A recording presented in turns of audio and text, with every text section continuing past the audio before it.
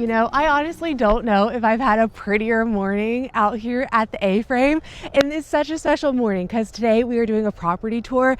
I feel like this is so full circle because I've done a million garden tours, but this is my very first property tour. So I'm going to take you guys around the entire 5 acres this morning. I'm going to show you guys all the little things I love about the property. I'm going to just explain a lot of my plans I have, and I'm sure a lot of these plans will change over the year and the years because they've already changed quite a bit when it comes to the garden, and you guys will see that once we get over there. But I'm just going to kind of loop around the A-frame and we'll discuss the property. There will probably be a lot of differences when it comes to me trying to navigate this property when it comes to wildlife and bugs, because both are pretty much a thing out here, especially being more out in the country. I definitely have seen more wildlife and more varieties of bugs than I think I've ever seen at the old property. So that is going to be one of those things I'm definitely going to have to navigate and learn, because I've never had to deal with this much pressure when it comes to either before. So that will definitely be a learning curve when it comes to growing all the things. This is the very front corner of my property, and the one thing I absolutely love is my front porch looks out to this beautiful area, which honestly the fog is covering it up a little bit, but it's still just absolutely gorgeous. We actually have a whole 20 by 40 garage, which will come in handy when it comes to curing the onions, the garlic, the potatoes, and just giving us more storage, because the A-frame doesn't have the greatest of storage, as I'm sure you could imagine with it being a triangle home.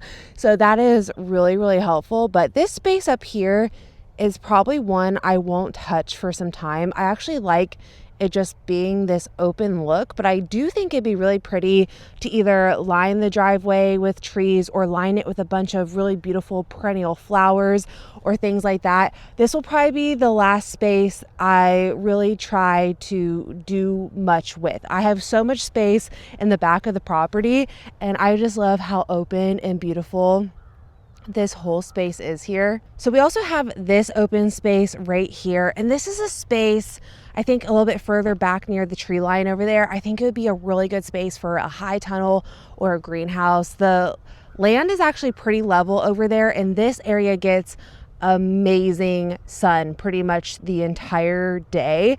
And I don't know if you guys can really tell or not. You'll be able to tell more once we get to the back of the property, but our property kind of does a slant or a slope. We have a slope throughout the property. So this area over here would be a little bit difficult unless I were to really level out the property to grow anything in a garden bed or things like that, just because of rain runoff. But I do think that area over there would be really great for animals.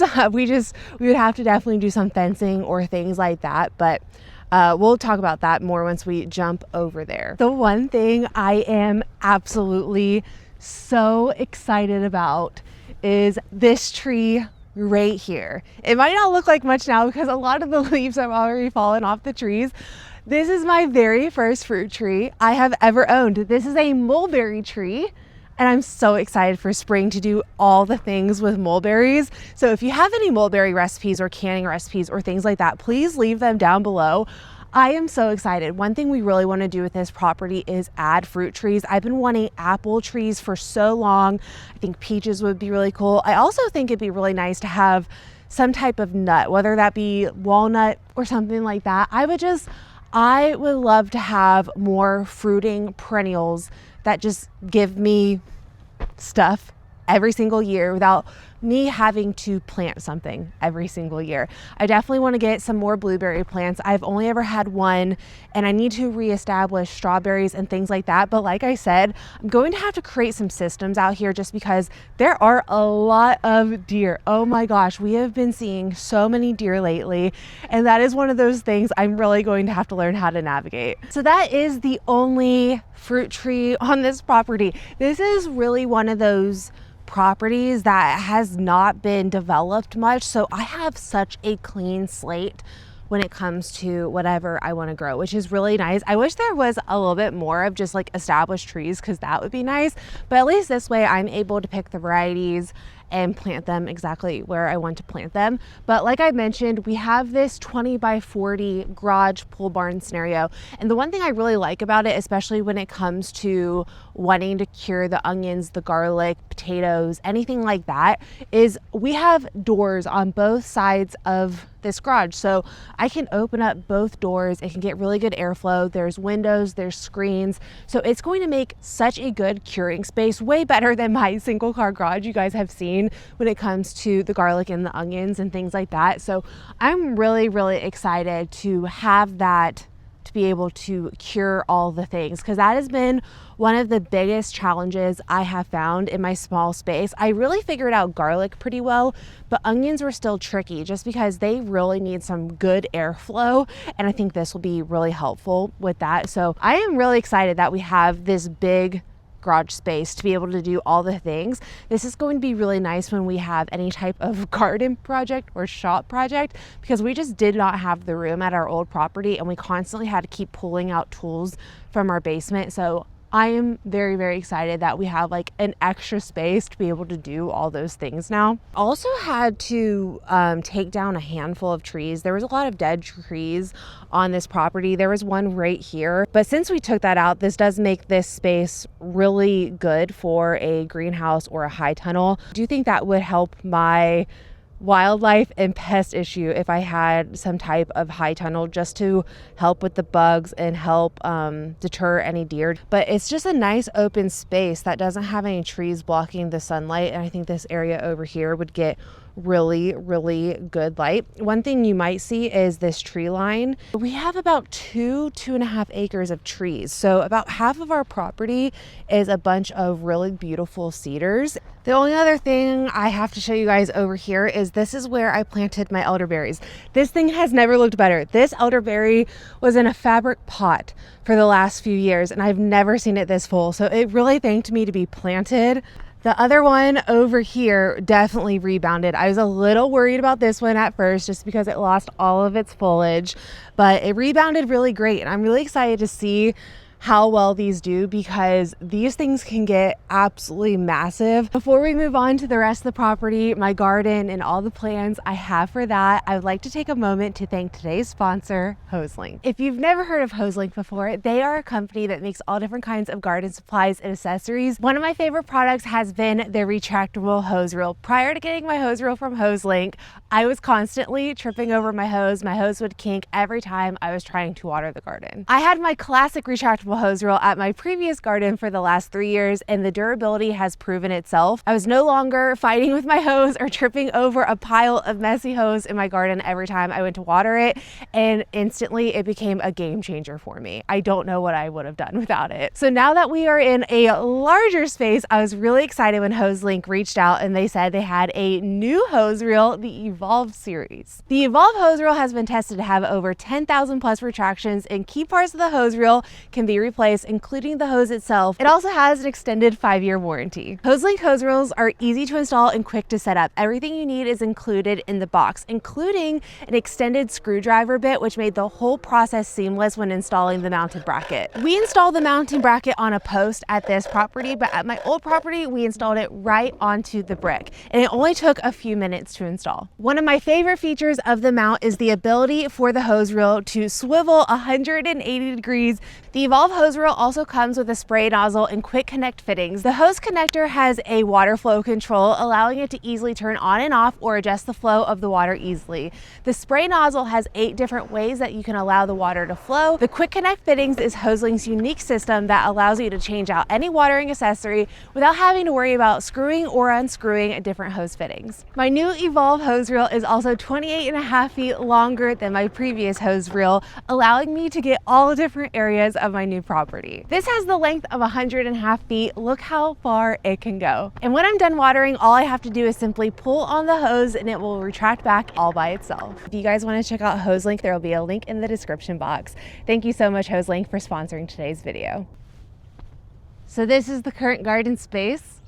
And as you guys can see, there's not much to it. So I did fully move all of my soil over, but when I went to move majority of my metal garden beds, they were just in worse condition than I actually thought, to the point where it really wouldn't have been worth my time to move them, have them for maybe 1 or 2 more years, then have to deal with moving more soil and doing all that again. That is where all of my metal beds are. I did save 2. There's 2 behind the shed. I also wasn't planning on initially putting the garden here. I was planning on putting it in that far back corner, but then once I started to see some of the trees start to shade out more, this time of year. Fall is kind of that tricky thing. That's one of the things I ran into at the other property. Was I had a tree at the south part of my property, and it was really hard to grow much of anything in my backyard in the fall.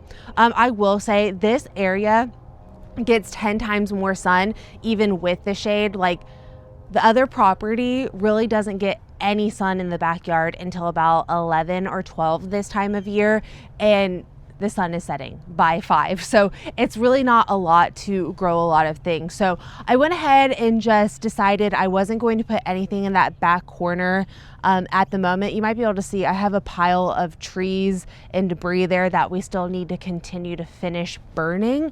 And that was the area I was originally planning on putting the garden. So that's why we went ahead and started burning everything, but we need to do that one more time.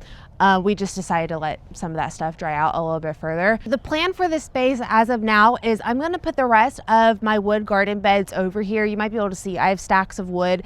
We just recut some of that yesterday, and we're going to rebuild the beds. One thing with the wood beds is we built those 7-8 years ago, and they just needed a little bit of TLC. We didn't have long enough screws in them, so we're replacing the screws and we're building them a lot more like the L. So the L came in handy. This will give me plenty of room when it comes to that early spring planting I need to do with onions, poppies, broccoli, lettuce. I might need to get a few more beds established before those early spring crops, and that is where I'm planning on putting all of my spring stuff for now. And then eventually my plan for this space will probably be to make it a really beautiful perennial flower, herb garden, things like that, where I can sit, drink my coffee, have all the beautiful plants. I do have my garlic planted, which was a question a lot of you guys were asking. So I did plant, I want to say 5 different varieties this year. I grew my chestnut, I grew the Inchelium, Russian red, and then Italian purple. And then I also have a new one this year, and I'm totally spacing on how to pronounce the name of it, but I'm still trying to figure out all of the plans. I really didn't want to just establish an entire garden before really being out here, seeing the sun, seeing kind of my interaction with bugs and wildlife and things like that. So I'm just trying to grasp what I can while still getting things ready for that early spring, because a lot of those things have to be planted pretty much right after the ground unfreezes. I'm planting a lot of those things the first week of March, and the last thing I want to do is really try to figure out a lot of this when it comes to February. So you guys will be seeing us mess with all of that in the upcoming weeks. Let me give you guys a little bit closer of a look though, because this whole area needs a lot of TLC. So this was the most level space that got the most sun, where I knew I could go ahead and establish things like that, and it wouldn't be just such a pain while we were dealing with so many other things. But as you can see, we have a ton of gravel, I want to say, over here that looks just crazy, and that is because there was a ton of landscape fabric over here that we had to pull up, and so this was like a sit down area that had a bunch of stepping stones and things. They weren't level, so I just wanted to go ahead and pull it up. There's a lot of TLC I need to do in this area, but for now this works out, and this is where I'm going to be establishing at least the spring garden for now. Like I said, some of these plants can change, but obviously the garlic is already planted, so that will be there until at least mid-June. So you might be wondering, what is this? Is it a pond? Why is her pond fenced off? Well, one, it's not a pond. This is a lagoon, and if you've never heard of a lagoon before, this is where your water waste goes when you live in the country. This was one of those things I was never exposed to until I lived in Kansas. If I was exposed to it at another time, I don't remember it. I just remember a few people when I was in high school and things like that, they had lagoons when they lived out a little bit more in the country. But this is something I have never personally had growing up or at a house or anything like that. It is fenced off, so no one can fall into the lagoon. This is where my water waste goes. So, ta-da! That's about it. I just figured I should let you guys know what that is, because I'm sure there's a handful of you guys out there that have never seen one or have heard of one or anything like that. So since it's part of the property, I felt like I should mention it. Like I mentioned earlier, we have about 2.5 acres of trees out here. And this was kind of a really good compromise, because I always said I wanted 5 to 10 acres and my husband always said 2 to 3. And we have about 3 that we really have to keep up on, and then 2 of the acres is just trees. So it's not like one of those things we have to maintenance or maintain a lot, especially during those summer months. So one of the things we have an idea for when it comes to this tree line and just like the whole area back here is there is like a slight walking path that needs to be reestablished. We need to take a chainsaw back there. I'll take you guys back there in just a second. But we do think it'd be really cool to create some type of like secret garden or like a secret garden series, or like a really cool sit down spot back there where it's just tucked away and it's just in the trees. So I think that would be one of those things that would be a really cool thing to do with this property eventually. But the one thing I did want to mention is the cleanup. One of the things I need to do in the trees is actually pick up a bunch of beer bottles, vodka bottles, glass. And the one thing with this area here is you might be able to see like there's not a bunch of established grass and it looks a little patchy, and that is because there was multiple areas throughout this property that had really, really long grass, established grass, and we didn't know how much trash and debris and carpet there was in these areas. So we actually had to take out a few trees over here, and when we did that, we realized there was a ton of carpet. When I say a ton of carpet, I'm talking like 50 to 100 feet worth of carpet, and there is still carpet in these tree lines. I don't know who decided to just drag carpet to the back of the property and allow grass to grow over top of it, but we pulled up so much carpet. And not only that, this other corner has like 7 or 8 tires that we ended up finding, car batteries, a dishwasher, a bunch of pots from potted plants, so much trash. The amount of metal and stuff we have found is just crazy. So there is still a lot of cleanup that needs to be done back here. I keep finding like a bunch of random golf balls that have been like stuck in the soil and things like that. So that is going to be something I probably continue to do over the next few weeks. We did do a bunch of it already. We got a lot of it done. My husband's friend came out here. He knows how to work an excavator and like equipment and stuff like that. So he was really helpful. He was able to get a ton of it cleaned up. So this back area here, my husband ended up doing like a Google Earth thing to like figure out the square feet. This whole area over here is like 4,000 square feet that we had to pull up that was like filled with carpet and trash. And the one thing I'm thinking for this area for this next upcoming year is I would like a lot of that long grass to grow back up because it was so pretty and I really liked it. But I think this would be really nice to either do like a huge sunflower patch, a wildflower patch, or something like that, just to help reestablish this area a bit, reseed this area, make it a really beautiful spot in front of the trees. Because there used to be like a walkway that led into the middle of the trees over there that we're about to walk through, and a bunch of just really beautiful tall grass. So I like to reestablish that. But like I said, over the next few weeks, I still have a handful of cleanup I need to do. So hopefully I don't spook any deer or anything while I walk back here, because there's been a ton of deer running back here as of lately. But you guys, we've seen coyotes, I mean tons of possums, raccoons. So we're just gonna walk through the trees here. Oh yeah, you can see a bunch of deer prints right now. Honestly, I know the deer will be a pain in my butt when it comes to the garden, but they are just so magical to watch. But here you go. here's your experience of carpet just literally stuck in the soil. Carpet, another batch of carpet. Oh, carpet, and there is a paw print as well. But as you can see, I would like to really clean it up back here just because there is a lot of wildlife. I don't want them stepping on glass. You can see there's the vodka bottle, trash. There is so many beer bottles just scattered throughout back here, and it really needs some TLC. You can see like how there was a whole walking path that just needs to be cleaned up. That is the neighbor's property, and this is initially the back corner I was saying would be really great for a garden, which this whole like 15 or 20 feet right here actually gets pretty good sun. So I thought back here might be a good area to establish some fruit trees or some really nice perennials, things like that. We have a lot of opportunity that we can do throughout here, but this big oak tree, which is absolutely beautiful, you can see just how much it really shades out. But here's where I ended up moving all of my soil. And like I said, I was originally planning on putting my garden like throughout this little area here.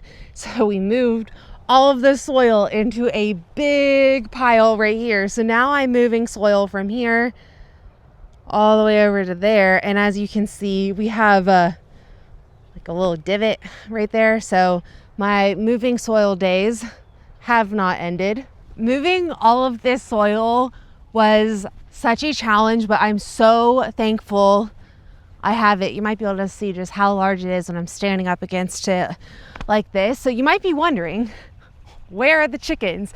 So the chickens are not moved over here yet. So we have not fully moved over, and I don't want to move the chickens over until we are in here full time just because of the wildlife.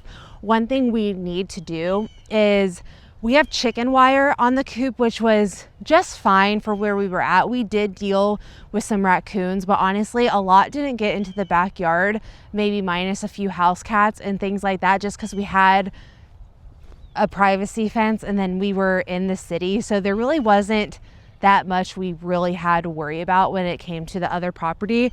But since we have chicken wire is just not that strong. And like I said, we've had coyotes, foxes, a lot of like big predators out here, to where I really want to make sure that there is hardware cloth on the coop. But the chickens are actually going to go right here where this shed is. So one of the projects we have is to move this shed over to the other corner of the property. We're going to put it like kind of sitting into the trees, and the chickens are going to go right here. This is the chicken area, and this is where I will establish like a fence and things like that. So that is one of those things we still need to accomplish. And my whole idea for this side of the property is this to be the area that we can establish and keep open for animals, because this area slants a ton, and it'd be really hard to grow much without having to deal with a lot of water issues in this area. But I do think it'd be a really great area for animals eventually. So one thing I did mention at the end of my last video, when I just wanted to explain the whole process of getting the A-frame with you guys, is I actually don't have any restrictions on animals out here, which I'm so excited about. I initially thought I was going to have some restrictions with animals, but I don't. So I can officially get more chickens. I had a limit of 12 hens at the other property. I couldn't have any roosters, and that was about it. I think I could have had ducks if I really wanted to, but the property was just far too small. So I can officially get ducks, which I'm really excited about. And then maybe eventually down the line, like I'm talking like a few years from now, I think it'd be so cool to have sheep or alpaca, because one of the goals I had if I ever were to get land is to be able to learn how to shear and spin. So that is one of those reasons I learned how to crochet and knit over the last few years, because I was like, you know what, if I ever do get property, I think that'd be a really cool goal to have. I used to be a hairdresser, and when I was really getting into natural fiber clothing and things like that, I was like, oh my gosh, I could learn how to shear animals. And I thought that'd be a really cool thing I could eventually do on the side. So that is one of those things I think would be really neat down the line, and to maybe have a goal on this property to do so. We have all of this space. You can kind of see the line right here where that, I feel like it would just be really great to even just rotate the chickens on different pasture and be able to free range them to a degree, but make it more regenerative, where I block off certain paths that they have access to for like a week or two. So, but I did want to show you guys the back of the A, even though we're talking full things property. This is something I wanted to tell you guys because I am excited about being able to do this eventually. So the back of the A-frame used to have two separate decks. There's a portion for the top floor, the loft area, and then there's a second one for that main story there. And I am so excited about potentially doing that. I don't think we're gonna get to that anytime soon, but to have a double story deck is going to be so unique and so fun, especially from that top story there. So that is one thing I'm really excited to eventually do. It is already, like I said, marked for that. Like, it used to have it, so everything is currently there. We would just have to build decks. But I do think this little view at the moment does really show like how much this used, and this soil here needs to be regraded, and we got a mess with all this. Oh, I'm so glad I remembered this. So I will put up a picture from Pinterest that I have for an idea to be able to keep the soil more like to where it's not like washing away and things like that.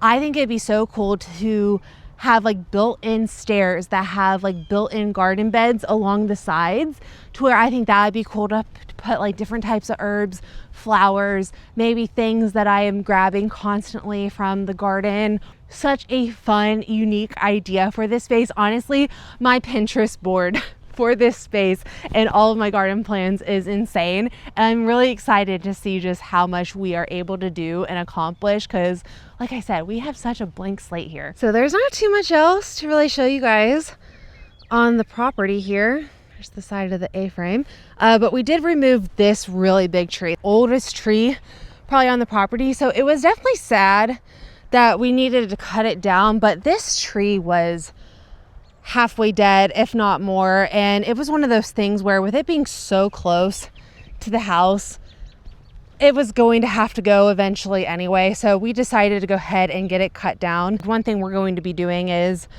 eventually removing that stump. So this is my little insulated cover for my water.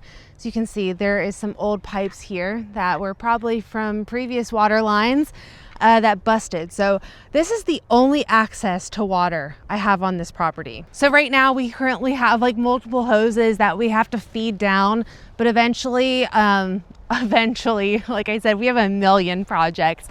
We would like to have another water line connection somewhere over there closer to the garden. That way I'm not dealing with 1,000,001 hoses all the time. You know what? I don't think we could have had a better morning to do the property tour. It was beautiful this morning, and it is still beautiful. It's nice and warm. I say warm, it's like 50, 55 degrees this morning. The last handful of mornings have been very cold, and we're about to dip again. We have a few more days of warmth where my husband and I are going to try to knock out the rest of the garden beds. I'm so excited I was able to show you guys the property and really explain everything I'm really wanting to do with this and show you the blank slate I'm working with. This is going to be so much fun, and I'm so excited to take you guys along for all the projects. So stay tuned. I'm excited to take you guys along. Thank you so much for being here, and thank you again to HoseLink for sponsoring today's video. If you guys want to check them out, I'll have a link down below. I'll see you guys all in the next one. Bye guys.